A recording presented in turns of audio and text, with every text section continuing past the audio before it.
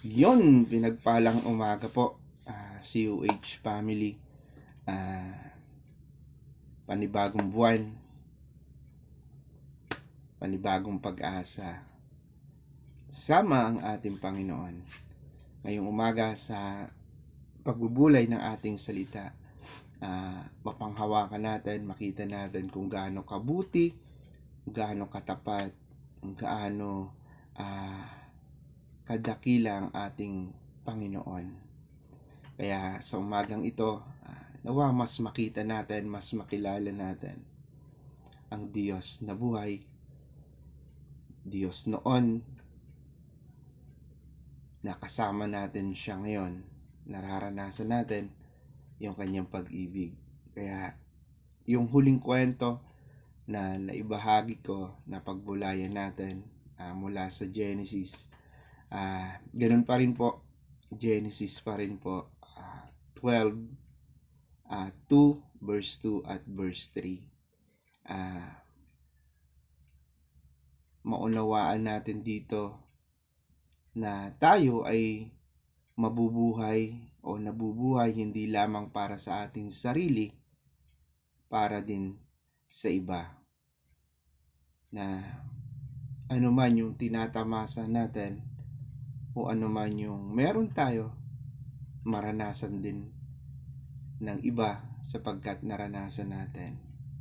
At makikita nila doon yung kagandahang loob ng Diyos, yung pag-ibig niya na nagpapatuloy hanggang sa ngayon. Kaya sa kwento na yon, nawa ngayong umaga mabless tayo at maging blessing din tayo sa iba. Kaya pinamagatan natin yung kwento na pinagpala upang maging pagpapala. Sipo, manalangin tayo. Yes, Lord, Panginoon, maraming salamat po sa umagang ito, sa panibagong lakas na pinagkaloob niyo, Panginoon, sa bawat isa sa amin. Maraming salamat, kalakasang spiritual, Panginoon, na nagmula pa rin sa inyo, Panginoon. Panginoon, linisin niyo ang aming puso at isipan, Panginoon. Pakadilasayin mo, Panginoon, upang ang iyong salita, Panginoon, ang siyang maitanim, Panginoon, na bubukal sa aming puso, Panginoon, at maiilapat namin sa personal na buhay, Panginoon, sa gabay at patnubay ng iyong banal na Espiritu na tinanggap namin nang simula kami sumampalataya sa Panginoon Jesucristo. Panginoon, gamitin mo po kaming mga nagtitiwala sa inyo upang maabot pa yung mga di pa mananampalataya, Panginoon. Di lubusan pang nagtitiwala sa inyo. Panginoon, ang inyong gawain, Panginoon, kami masaya na gamitin pang marami pa, Panginoon, yung maabot. Panginoon, sa umagang ito, pinagkakatiwala po namin na magiging pagpapala kami sa iba dahil sa iyong salita na maririnig namin, mababasa namin, mapapakinggan namin. Panginoon, gamitin niyo po akong pagpapala sa iba. Palakasin mo ako, bigyan ng talino, Panginoon, na maunawaan ang aking babasahin, Panginoon, na ibabahagi sa kanila. Panginoon, maraming salamat. Samahan niyo po kami hanggang sa matapos. Ito ang aming panalangin sa makapangyarihang pangalan ng Panginoon Jesucristo. Amen. Sige po, tuloy po tayo. Buksan niyo po mula sa Genesis, Kabanata 12, talata 2 hanggang 3. Sabi po doon, Pararamihin ko ang iyong mga anak at apo at gagawin ko silang isang malaking bansa. Pagpapalain kita at gagawin kong dakila ang iyong pangalan at ikaw ay magiging pagpapala sa marami. Ang sayo'y magpapala ay aking pagpapalain at ang sayo'y sumumpa ay aking susumpain. Sa pamamagitan mo lahat ng mga bansa sa daigdig ay aking pagpapalain. Kaya sa umagang ito, sa araw na to, ipagpapatuloy natin yung kwento ni Abraham na magiging sentro ng ating pagbubulay, na ang pangako ng Diyos na pagpapalain ang mga bansa. O yung bawat nagtitiwala, susumpain yung mga, anong sabi doon? Sa verse 3, ang sayo'y magpapala ay aking pagpapalain at ang sayo'y susumpain ay aking susumpain. Sa pamamagitan mo lahat ng bansa sa daigdig ay aking pagpapalain. Nararanasan ba natin na tulungan o pagpalain ang ating kapwa? Alam ko po, lahat po tayo, mananampalataya at di mananampalataya, ay merong kakayanan tumulong. Likas na rin po sa mga kapitbahay natin, sa mga kaibigan natin na tumulong sa nangangailangan. Kaya ano yung epekto nito sa taong pinagpala? Ano kaya po yung magiging epekto nito? Siguro masaya at mas napalapit siya sa Diyos sa kabila ng kawalan niya ng pinansyal, maging sa karamdaman o maging sa paglagong espiritual. Na gaya na ngayon na hindi lang sa material, sa kaguluhan sa ibang bansa, sa UAE, na maging sa Israel, nakita natin yung kaguluhan. Ano ba yung magagawa natin bilang isang Kristiyano? Yung ipanalangin yung mga nasalanta doon, mga naging biktima, na mas matuto na lumapit sa Lord, mas makita na talagang mangyayari yun. At yun naman po talaga ay nakasulat sa Biblia, na pag-aawayin yung mga bansa. Pero ano ba yung magagawa nating tulong na maging part tayo ng pagpapala sa kanila? Panalangin natin na maging okay sila sa katayuan na mahirap, maranasan nila yung pagkalinga ng Diyos na buhay sa kanila. Yung sa mga mahal natin sa buhay doon na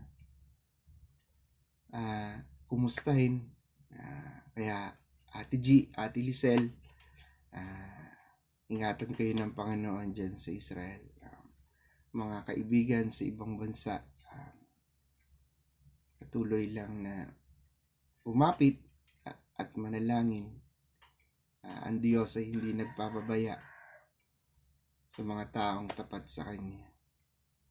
Kaya mararanasan bilang mananampalataya yung kasiyahan na mapalapit sa Diyos yung iba sa kabila ng pagtulong natin, sa kabila ng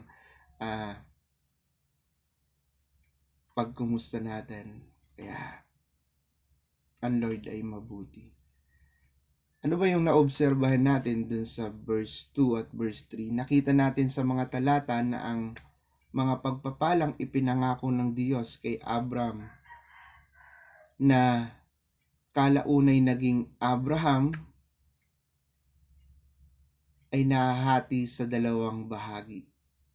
Tingnan po natin. Unang bahagi, pagpapala sa kanya personal na buhay. Unang bahagi po, pagpapala sa kanyang personal na buhay. Pararamihin ang kanyang mga anak, gagawin silang isang malaking bansa. Pagpapalain sa kanyang buhay, magiging tanyag ang kanyang pangalan at ipagtatanggol siya ng Diyos. Amen. Magiging tanyag ang kanyang pangalan at hanggang sa ngayon, nababasa po natin, hanggang sa ngayon, isa siyang halimbawa. Isa siyang nakikita natin. Saka pinakita din yung ipagtatanggol siya ng Diyos. Amen po ba doon? Yun yung unang bahagi. Pagpapala sa kanyang personal na buhay. Maging din po tayo once na patuloy tayong lumalapit sa Kanya sa kabila ng mga nararanasan natin, ganun din po.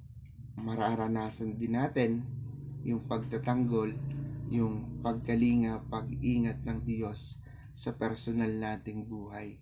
Pangalawa, pagpapalain ang iba dahil sa Kanya, maging ang lahat ng mga bansa sa daigdig. Amen po ba doon? Pagpapalain, ito po yung pangalawa, pagpapalain ang iba dahil sa Kanya, maging ang lahat ng mga bansa sa daigdig. Amen. Huwag po nating tigil magkwento na ang Diyos ay malapit sa bawat isang nagtitiwala. Kaya maging ilaw at asin tayo sa bawat nakakasalamuhan natin. Maging pagpapala tayo na lagi nating naririnig at laging sinasabi na mabuti yung pinagpapala, pero mas mainam, mas mabuti yung tayo mismo ang nagbibigay ng pagpapala. Ano po yung sinasabi? Yung mas mabuti pa yung nagbibigay kaysa binibigyan na po. Kaya, yun po, malinaw na si Abraham ay hindi lamang pagpapalain ng Diyos, kundi siya ay maging pagpapala sa iba. Amen. Nararanasan po ba natin yan? Na sarap talaga naman po na tumulong na ayon sa kakayanan na natin. Hindi naman po yun sa malaking bagay o material lang. Yung makinig lang po tayo sa bawat nakakausap natin o kasama nila tayo doon sa bawat pinagdaraanan nila. Kaya mararanasan din natin yan. Amen po ba? Ano kaya yung interpretasyon natin doon sa binasa natin? Unang bahagi na pagpapala ay natupad sa buhay ni Abraham. Hindi lamang siya pinagpala sa material na bagay, bagkos pati sa kanyang lahi at maging isang malaki at makapangyarihang bansa rin ang Israel. Amen. Kita natin doon na hindi lang si Abraham pinagpala sa mga material na bagay, bagkos din doon sa mga kalahi niya. Kaya tayo din po maging asin, no? Kailangan lang tayong matunaw, sumama sa kanila upang pampalasa, no? Parang sa mga ulam lang, mahalagang at pinaka-importanteng sangkap sa niluluto o panluto na ulam o anumang bagay, yung asin, no? Na ito yung nagpapasarap. Ganun din, maging pagpapala tayo sa iba at mas makita sa buhay natin ang ating Panginoong Jesucristo na sa Kanya lahat nagmumula kung ano yung meron tayo. At ganun din yung naranasan ng Abraham. Siya rin ay pinagpala ng Diyos sa aspeto ng pamumuhay, marami ang kanyang mga naging alagang hayop at nagkaroon din ng ginto, kalupaan at mga alipin. Naging bantog din ang kanyang pangalan sa kanyang kapanahunan at maging sa kasalukuyan. Amen na po. Hindi lang si Abraham pinagpala sa mga material na bagay na po. Nararanasan niya yung presensya ng Lord. Ganon din po tayo. Di man tayo makaranas ng kayamanan o ginto o maraming ari-arian. Pero yung naglalakad tayo na merong kapayapaan, merong laging pag-asa na nagmumula sa Diyos. Tuloy lang yung buhay natin. Ang sarap po. Malinaw naman po na lagi nating kasama ang Diyos. Kaya, anuman yung naranasan ni Abraham, mararanasan din natin. Sapagkat nagtitiwala tayo sa Diyos na buhay. Kaya, hanggang sa oras na ito, nananatiling totoo ang mga pangako ng Diyos sa Kanya, sa Kanyang bayan, at sa iba pang bansa. Amen. Ang ikalawang bahagi naman ay natulad sa pamamagitan ng ating Panginoong Hesukristo. Ulitin ko po, ang pangalawang bahagi naman ay natupad sa pamamagitan ng ating Panginoong Hesukristo. Kaya hindi lamang si Abraham ang pinagpala, bagkos siya rin ay naging pagpapala sa iba, na ang pangakong ito ay natupad nung pumarito sa lupa ang tagapagligtas na si Hesukristo. Itin ko po, ang pangakong ito ay natupad nung pumarito sa lupa ang tagapagligtas na si Hesukristo. Si Jesus ay mula sa lahi ni Abraham. Sa pamamagitan ng kanyang sakripisyo, ang lahat ng mga bansa sa buong mundo ay makatatanggap ng kaligtasan sa pamamagitan ng pananampalataya sa Kanya. Amen po ba doon? Basahin po niyo mula sa aklat ng Galatia, Kabanata 3, 8 hanggang 9. Kung nandun na po kayo, samahan niyo po ako, sabayan niyo po ako. Galatia, Kabanata 3, talata 8 hanggang 9. Sabi po dito, bago pa itong nangyari ay ipinahayag na sa kasulatan na mapapawalang sala ng Diyos ang mga hintil sa pamamagitan ng pananampalataya. Ang magandang balitang ito ay ipinahayag na kay Abraham. Sa pamamagitan mo'y pagpapalain ang lahat ng bansa. 9. Kaya naman pagpapalain ang mga sumasampalataya tulad ni Abraham na sumampalataya.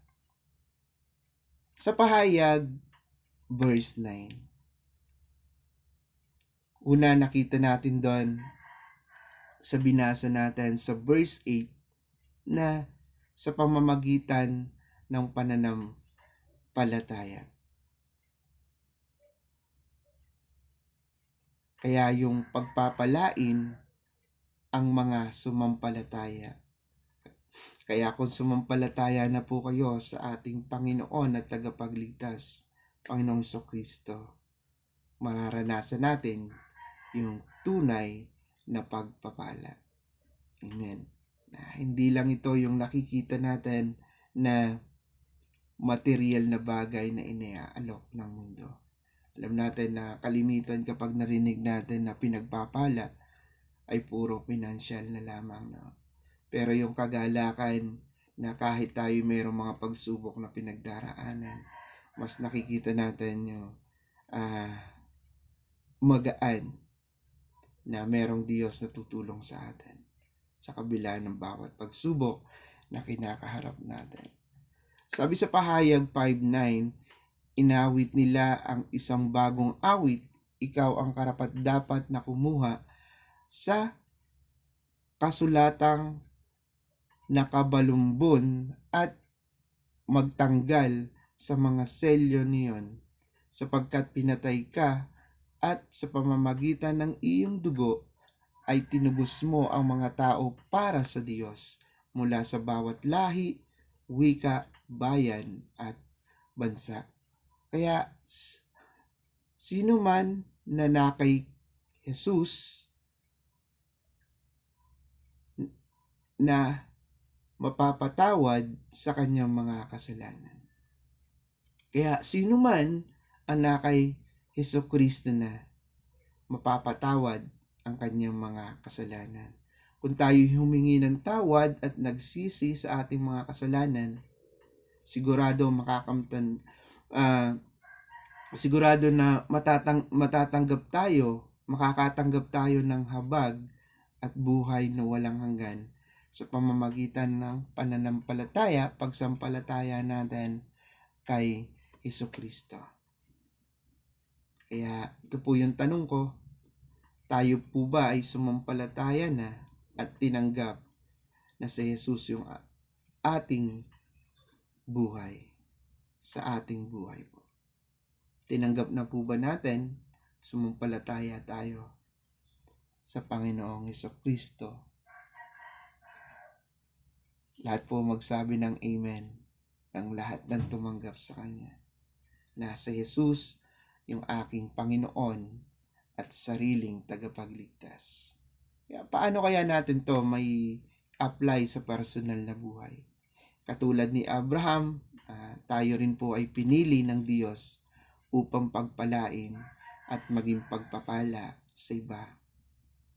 Hindi lamang tayo nabubuhay para sa ating sarili, kundi para sa iba. Kaya sa anong aspeto ng buhay natin masasabi na tayo ay pinagpala? Yun po yung isang tanong na pwede nating pagbulayan kapag nabasa po natin mula sa Genesis 12, 2 verse 3. Mararanasan natin yung pagpapala ng Diyos na magiging pagpapala din tayo sa iba, katulad ni Abraham na pinili ng Diyos para maging pagpapala sa iba. Ganon din po tayo, magiging pagpapala din tayo sa iba simula nang tinanggap natin ang Panginoong Hesukristo bilang Panginoon at tagapagligtas, na tunay na sa kabila ng ating karumihan, ating mga kasalanan, tayo pinagpala at nilinis sa pamamagitan ng Panginoong Hesukristo. Kaya ito pa po yung isang tanong na pwede po natin tanong din sa ating sarili, na sa paanong paraan tayo magiging pagpapala sa iba. Yun po yung iiwanan kong tanong sa inyo, sa paanong paraan tayo magiging pagpapala sa iba. Mabuti ang pinagpapala, pero mas mabuti na tayo ay nagiging pagpapala din sa iba. Ganda na lang po. Nawa po pinagpala ang bawat isa sa atin, at malamang na magiging ilaw at asin din tayo sa ating tahanan at sa ating komunidad, dahil kasama natin ang Diyos na buhay, Panginoong Hesukristo. Tayong lahat ay pinagpala, pinili, kaya maging pagpapala din po tayo sa iba. God bless po.